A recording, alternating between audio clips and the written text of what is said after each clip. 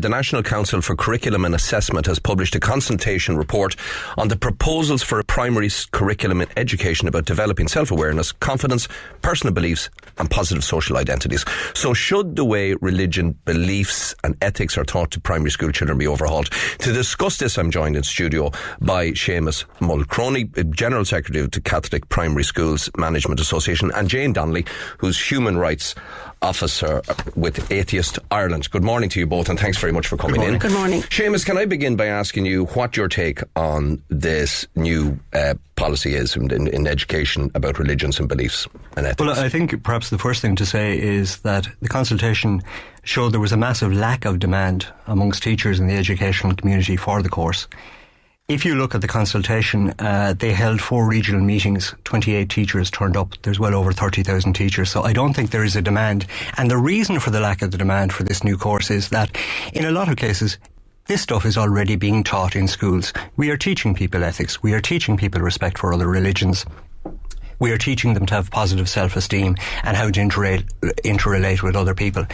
This view, I think, would be shared by the Church of Ireland and other faith communities. So we're kind of looking at this going, not a huge demand. Jane Donnelly, shouldn't Catholic schools be allowed to teach ethics and religion in whatever way they see fit? They will still be allowed to do that. They can continue to teach their denominational course, but this is not the denominational course. This was something different. This has come from the Forum on Patronage and Pluralism. It is a recommendation from the Forum, and the Forum made this recommendation because they said they were concerned about those children that never get an ethical education and they go through their whole primary school education without getting that. And the reason for that is that they opt out of formal religious instruction classes. And so they don't get any formal ethical education.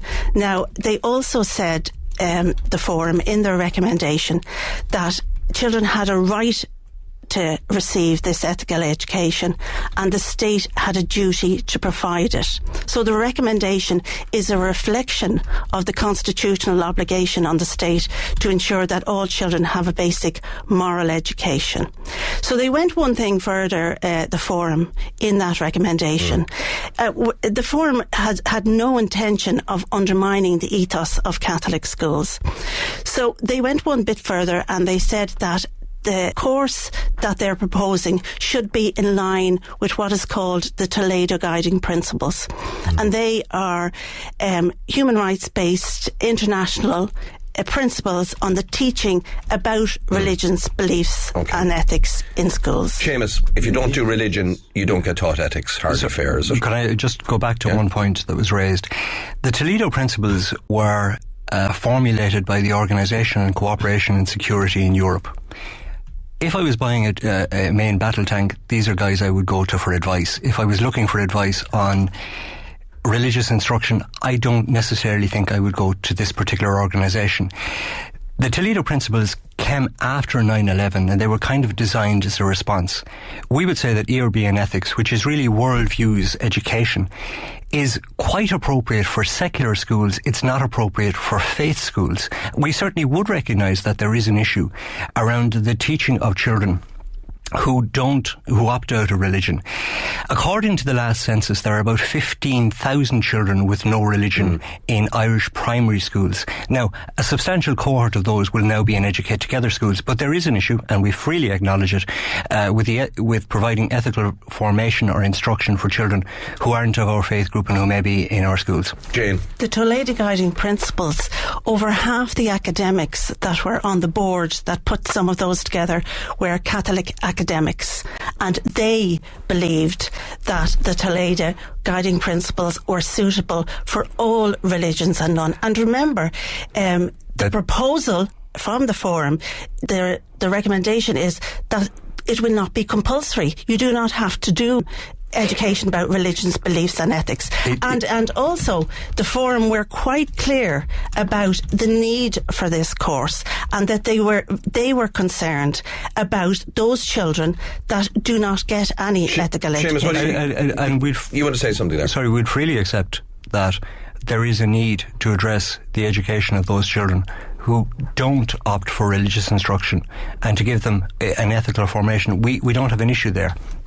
There have been some suggestions that this should be a compulsory programme and a compulsory state programme, and indeed in the next consultation, which is looking at time allocation. So what do you want to see then? What do you want to see?